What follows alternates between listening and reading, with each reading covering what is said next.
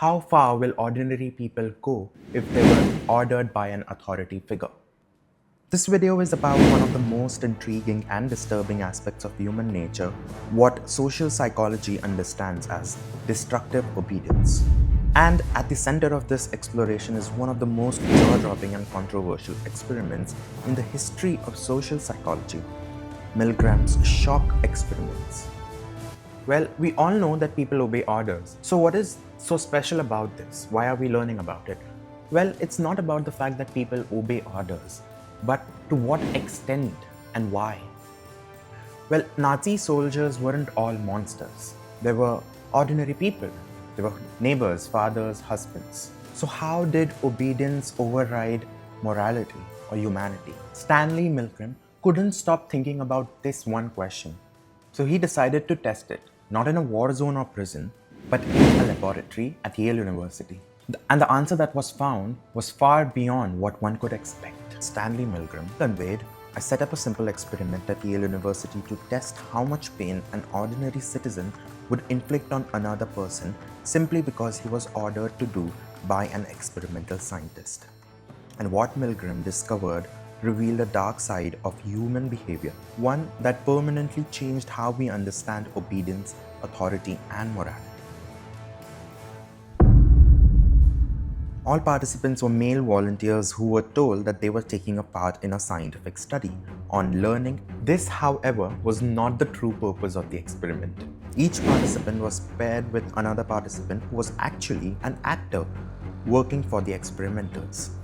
Roles were supposedly assigned at random, but in fact they were rigged.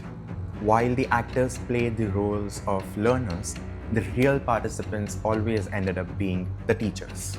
The learner was asked to complete a simple memory task.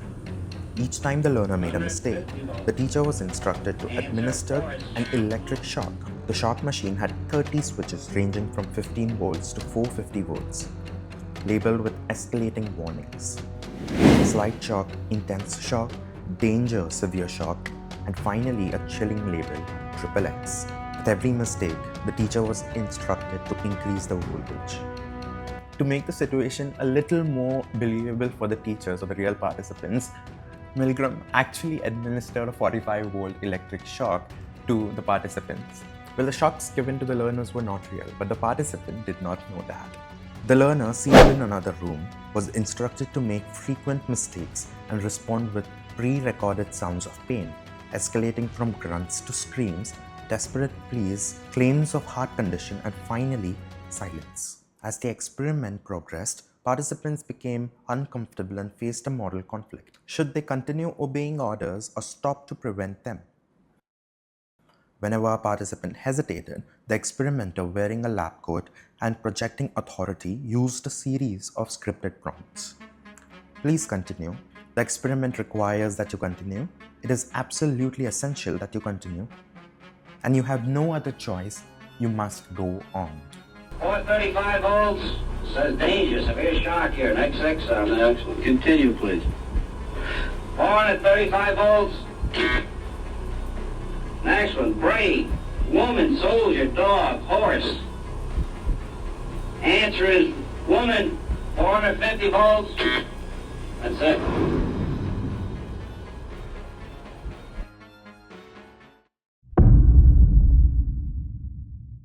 Milgram initially predicted that only 1 to 3% of participants would administer the maximum shock. He was wrong. In the first study, 26 out of 40 participants, that is 65% of the participants, went all the way up to 450 volts. Even more disturbing, nearly 80% of those who passed 150 volt threshold, the point where the learner screamed in pain, continued to the maximum level. Participants were visibly distressed. They sweated, trembled, pleaded with the experimenter to stop, yet continued obeying.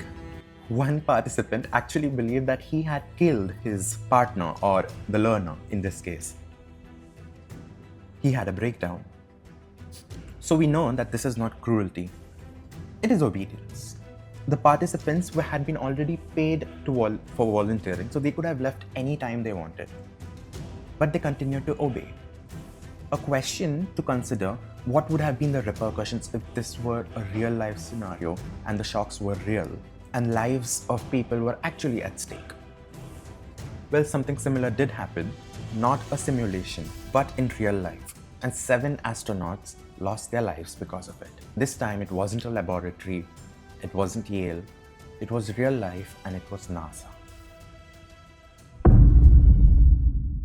On January 28, 1986, NASA prepared to launch Space Shuttle Challenger. This launch mattered a lot. It had already been delayed multiple times, so not only there was political pressure, but media attention was getting intense. As a result, NASA was under a lot of pressure to prove that the shuttle was safe enough to be launched. Well, it wasn't. There was a technical problem with the O-rings. The shuttle's solid rocket boosters were built by a contractor named Morton Thiokol, and inside those boosters were these rubber rings. These O-rings seal the joints so hot gases couldn't escape during launch. These O-rings become brittle in cold temperature, which reduces their ability to seal, causing the leakage of hot gases. Moreover, the previous flights had already shown O-ring erosion, and the engineers knew about it. The night before the launch, temperatures were expected to drop to freezing point, and ice was forming on the launch pad. This was outside any previous launch conditions. On the evening of January 27, engineers from Morton Thiokol held a conference with NASA. They said clearly, do not launch below 53 degrees Fahrenheit or 12 degrees Celsius. And the forecast was far colder. One engineer named Roger Boisjoli was especially vocal about it. He explicitly warned that do not proceed with the launching because it could lead to catastrophic failures. But then came the pressure. NASA managers pushed back. They asked, where is your proof? Can you prove it will fail? This is a major psychological shift. Instead of having to prove that it was safe, they were asked, prove that it is unsafe. So the burden of proof was reversed in this case. And in high-risk systems like this, it can be deadly. Management was worried about contract relationships. They worried about being seen as obstructionist, their schedule, and their reputation. One senior manager reportedly said, take off your engineering hat and put on your management hat. And that sentence was everything. The engineers still objected, but they were overruled. And then something crucial happened. The engineers didn't walk out or refuse to sign so that the situation won't escalate. They simply stopped fighting. They simply stopped resisting. They backed down and obeyed. If only they would have pushed harder, 7 astronauts would not have died. The next morning, the temperature was around 36 degrees Fahrenheit or 2 degrees Celsius. There was ice everywhere. O-rings were stiff and brittle. 73 seconds after liftoff, a flame escaped through the failed O-ring joint. The flame burned into the external fuel tank. The shuttle disintegrated and all 7 astronauts died. No one wanted anyone to die. This wasn't cruelty. This was corporate obedience. Just like that in MILGRAM'S experiment, there was authority pressure from NASA because NASA management held power over contracts, careers, and reputation. There was diffusion of responsibility. Engineers felt NASA makes the final call. The burden is not on us. Engineers weren't fired or threatened. They were simply questioned, interrupted, and overruled. Or we could say, in other words, they were passively coerced. And once authority decided, dissent stopped. The aftermath of this situation was as expected. The investigation concluded that the failure was because of the faulty O-rings. But in reality, the real cause, the root cause, was organizational failure.